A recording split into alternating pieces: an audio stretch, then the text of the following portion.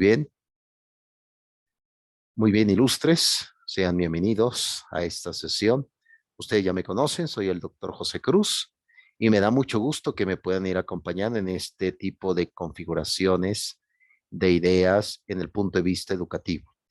Claro está, ustedes pueden decir, oye, profesor, pero ¿qué ha pasado con este tema de la pandemia y la ubicación de ser docente? Claro está que la idea de ser docente es una idea también revolucionaria. Claro está que un docente lleva una revolución de una u otra forma a la conciencia de los estudiantes. Pero también hay otro punto que también golpea fuerte, que es el tipo de sociedades que estamos viviendo. Varios pensadores le han llamado a este tipo de sociedad con diferentes categorías. Por ejemplo, Bauman, que ya se los he comentado en su libro Amor Líquido, la fragilidad de los vínculos humanos, le ha llamado sociedad líquida. Vean, el agua pues no se puede tomar, va fluyendo tan rápido que la certeza que teníamos el día de ayer para el día de hoy ya no hay certeza alguna. Todo va fluyendo tan rápido, al igual fluyen los valores, las relaciones de amor, todo eso va fluyendo muy rápido. Por eso no hay tanta certeza del presente. Es lo que dijo Bauman. Ahora, por ejemplo, en la parte del propio Guy Lipovetsky, en su libro La Era del Vacío, él le llamó a esta era una sociedad de mucho vacío, porque creen que tiene gran auge el narcotráfico en México, por ejemplo, hablando desde México. ¿Quién consume la droga? La mayoría de los jóvenes. ¿En qué lugar lo consume? ¿No? Una de esas drogas también se ha convertido en algunos excesos de la tecnología. Es una droga también, una droga emocional como el tema del metaverso, en decir, no me gusta la realidad y es una forma también de salirme, de huir de esa realidad. Otro punto que ya se los he comentado en su momento, también el punto de vista de Shulhan, un filósofo surcoreano, donde hablaba sobre la sociedad del cansancio. Todo el mundo está agotado. Hay exceso de trabajo y poca reflexión. Por eso es importante reflexionar nuestra propia existencia. Y el libro que acaba de salir, que está caliente como si fuera un pan de un supermercado, es el libro La generación idiota de Agustín Laje. Algunos le llaman así, generación idiota. No solamente son los jóvenes, sino la vida adulta. No todo el mundo quiere ser joven. Nadie asume la responsabilidad de ser adultos. Pues bien, a raíz de esta inducción que les acabo de mostrar, vamos a entrar también en el papel de la mediación pedagógica. La pedagogía, con sus diferentes corrientes a lo largo de la historia, constructivismo, cognitivismo social, lo que es, por ejemplo, la epistemología genética de Piaget o el tema de desarrollo próximo del propio eh, Vygotsky, etcétera, etcétera. Todo eso es precisamente el recorrido que se ha hecho a la pedagogía desde Juan Amos Comenio, siglo XVII, con la didáctica magna, o la escuela activa, o la escuela socialista, o escuela crítica, llamada con Paulo Freire. Por lo tanto, la mediación pedagógica es eso. Vean cuáles son los problemas que existen y cómo puede dar solución desde el punto de vista pedagógico. De eso se trata la materia del día de hoy, ilustres. ¿Qué respuestas podemos dar del punto de vista pedagógico? Por ello, vamos a entrar en materia. Cualquier duda o cualquier comentario me lo pueden exponer. Muy bien. Y bueno, aquí precisamente el tema de nuestro objetivo, que aquí lo puse prácticamente en blanco, pero se los voy a decir. El objetivo es precisamente eso, analizar de qué forma las diferentes corrientes pedagógicas pueden ayudar para hacer una buena mediación en el ámbito educativo. Por lo tanto, eso se va a tratar, entender de qué forma precisamente cada una de estas corrientes pedagógicas pueden ayudar para una mediación en nuestro tiempo, en nuestro presente. Y vean, los problemas van cambiando, pero el problema sigue siendo el mismo.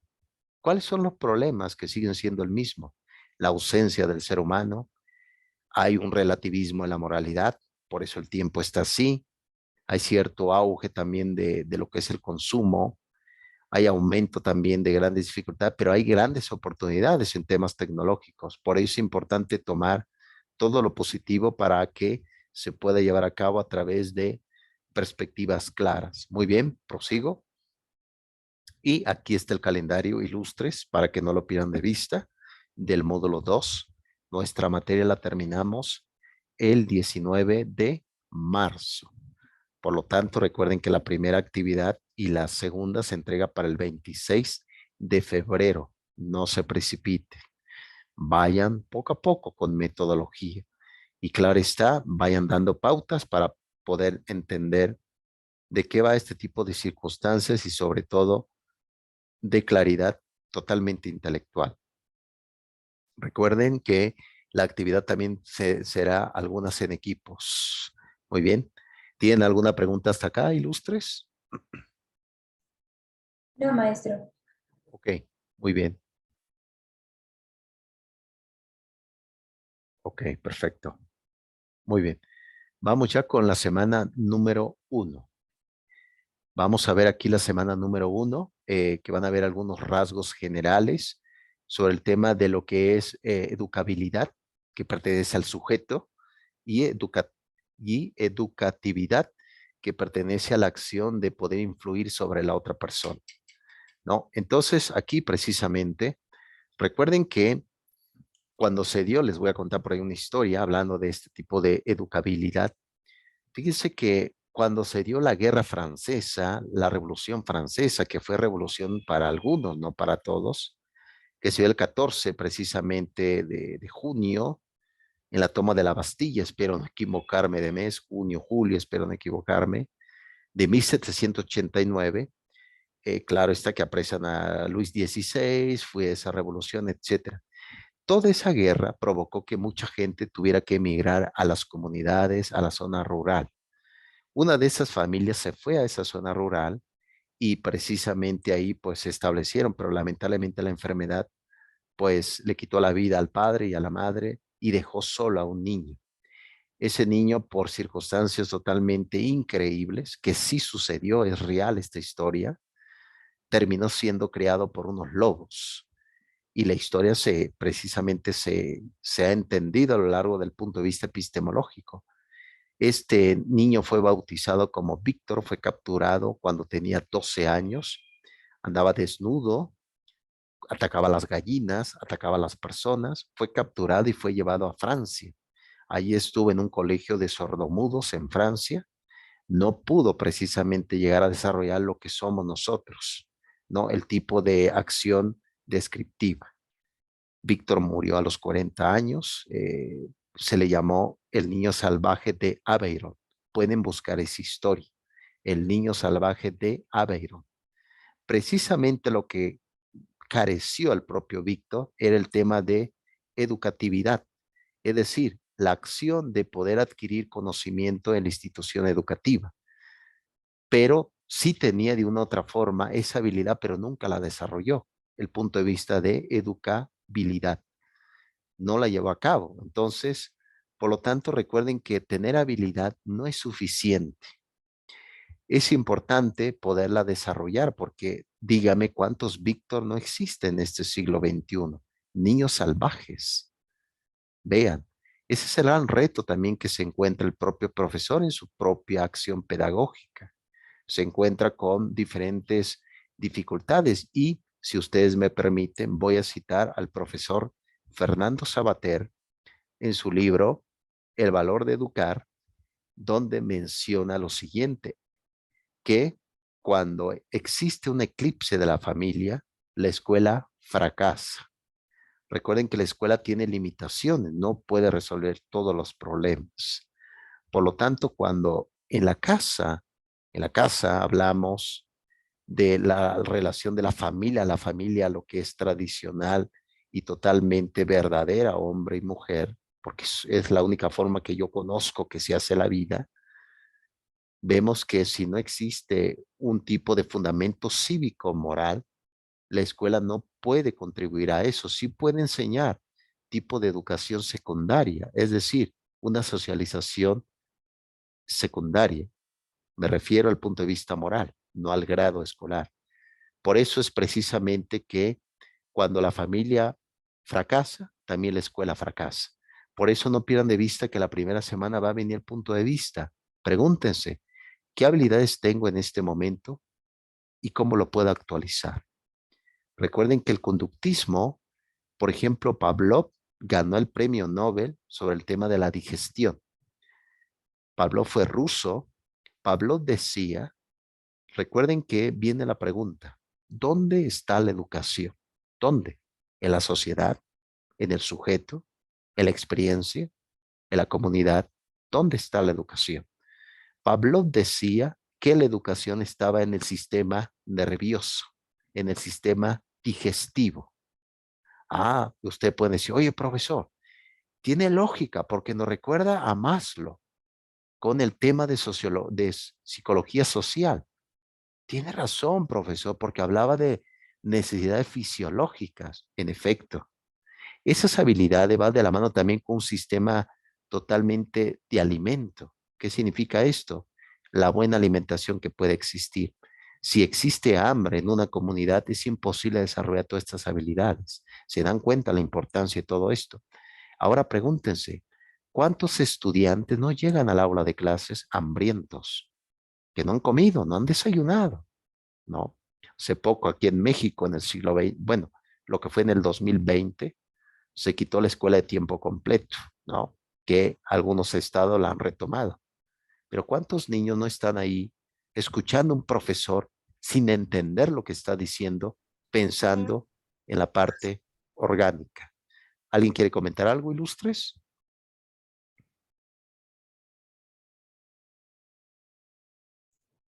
Por el momento no, maestro.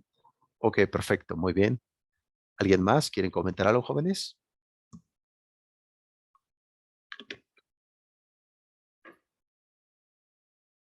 Muy bien. Esa va a ser la semana número 1. Lisbeth, ¿quieres comentar algo? No, profesor, solo pues concuerdo con usted de que debe de enfocarse en la enseñanza pues a toda la persona, ¿no? En su integridad. Totalmente ilustre. A veces ese es el error, a veces que corre todo contenido curricular, que aquí lo vamos a ver en mediación pedagógica, los 3 rostros del currículo escolar. Ese es el error que uno puede caer. Recuerden que la pedagogía se ha mezclado con diferentes corrientes. Por ejemplo, el pragmatismo con John Dewey en Estados Unidos. El pragmatismo dice que la educación tiene que ser teórica, pero también práctica. De ahí surge escuelas que tienen talleres para el trabajo. Eso es importante. Yo estoy muy de acuerdo como educador también, filósofo, que el alumno en una escuela debe de aprender no solamente el arte de la inteligencia, sino el arte de hacer.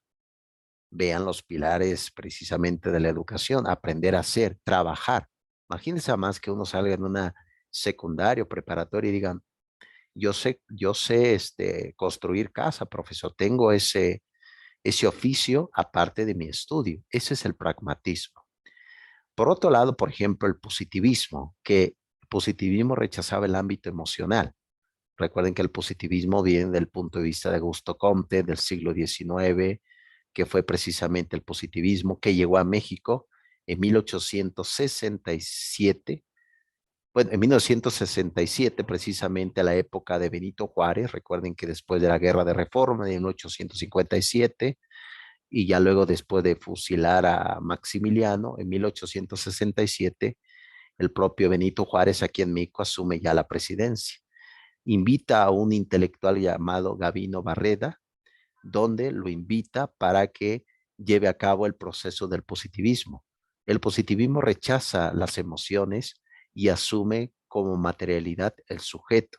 Y ese es el error que podemos caer, porque una escuela no solamente debe de cultivar la exterioridad, sino trabajar también la parte interna de la persona. Por lo tanto, en una institución debe de haber departamento de psicología.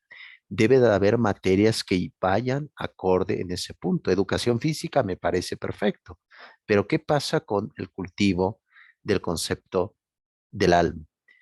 A veces se cae en un error, en efecto. ¿Por qué? Porque recuerden que en el mundo griego hubo una sociedad llamada los espartanos. El famoso espartano llamado Leónidas fue un rey que hay, si usted no sé si han visto la película de 300, es una película, claro, está no apto para mentes sensibles. Ahí precisamente narra las guerras de las entre Esparta y los propios persas, etcétera, ¿no? Entonces, los propios espartanos cultivaban el cuerpo, pero descuidaban la parte de la educación.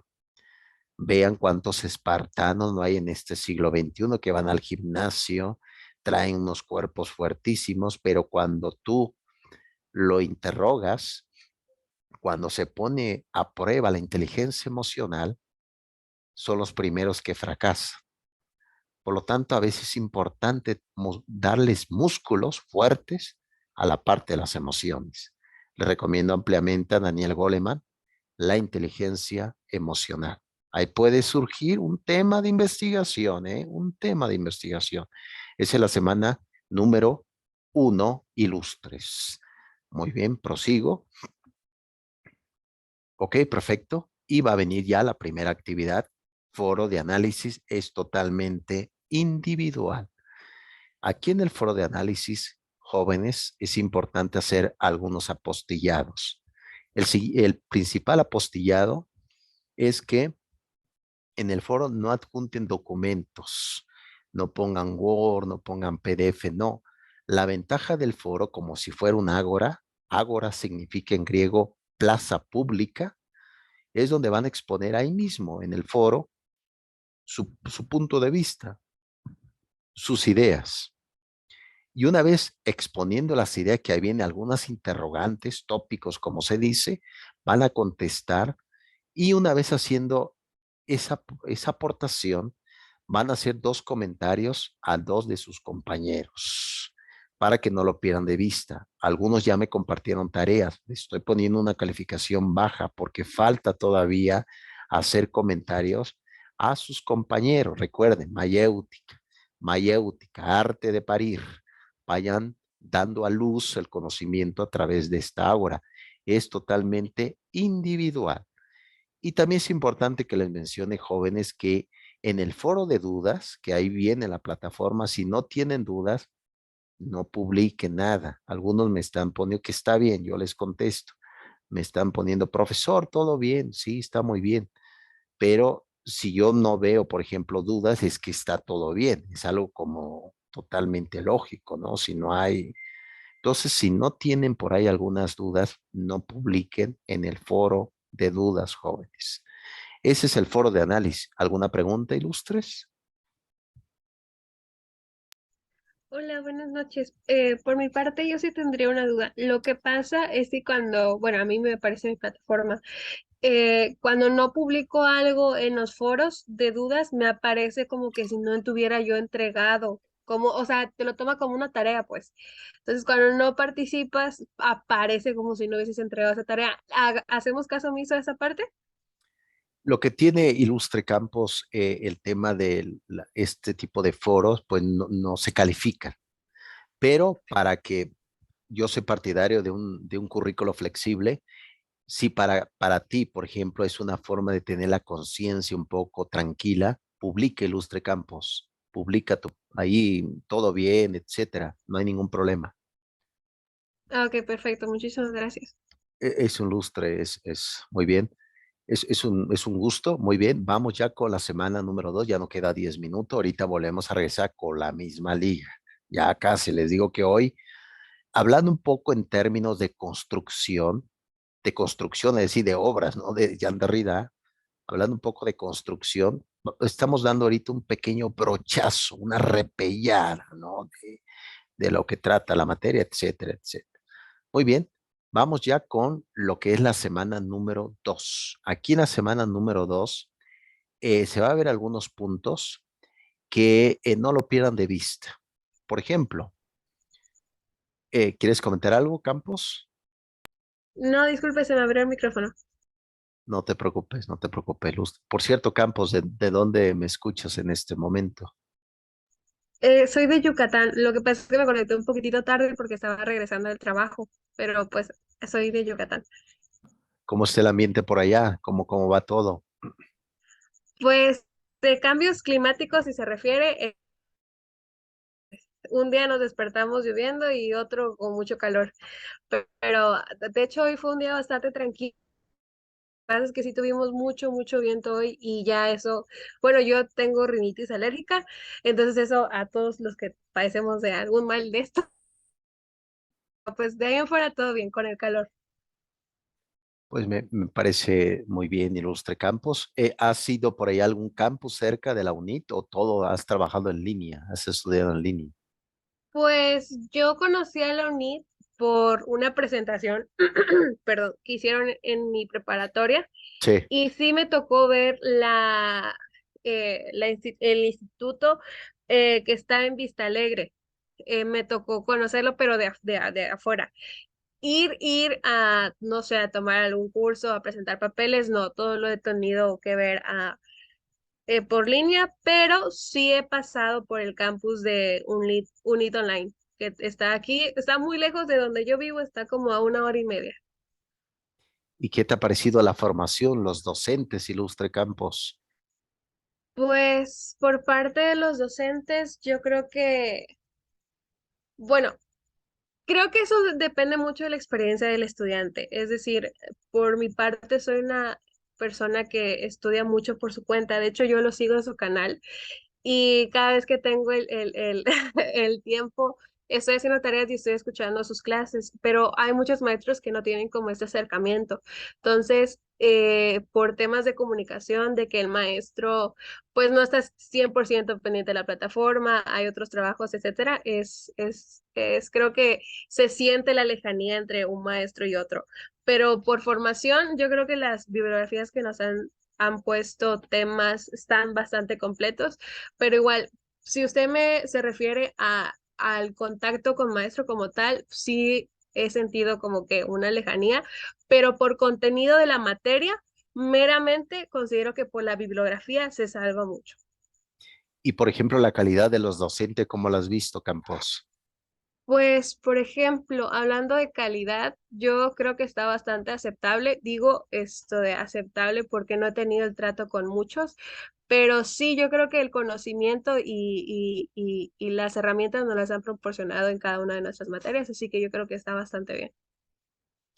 Sí, muchas gracias, Campos. Un pequeño diagnóstico es lo que van a hacer en el proyecto. Ahorita les voy a decir de qué va. Gracias, Campos. Es bueno. A usted. Recuerden, gracias, Ilustre. Recuerden que todos los jueves vamos a tener una sesión, una clase. Espero que tengamos 5 clases, lo que dura la materia 5 semanas. Claro está que es totalmente libre, no es obligatorio. Ya la siguiente sesión vamos ya a entrar en una clase como tal y vamos a ir recorriendo todo este punto de vista de lo que es la mediación pedagógica. Les voy a hablar un poco, pues, de la educación griega, de la educación de la escuela activa, la escuela tradicional, etcétera, etcétera. Entonces, considero precisamente que eso va a ser un proceso también constructivo. Muy bien. Ya en la semana número 2, jóvenes ilustres, van a ver un tema de vital importancia que a veces existe una confusión en ello.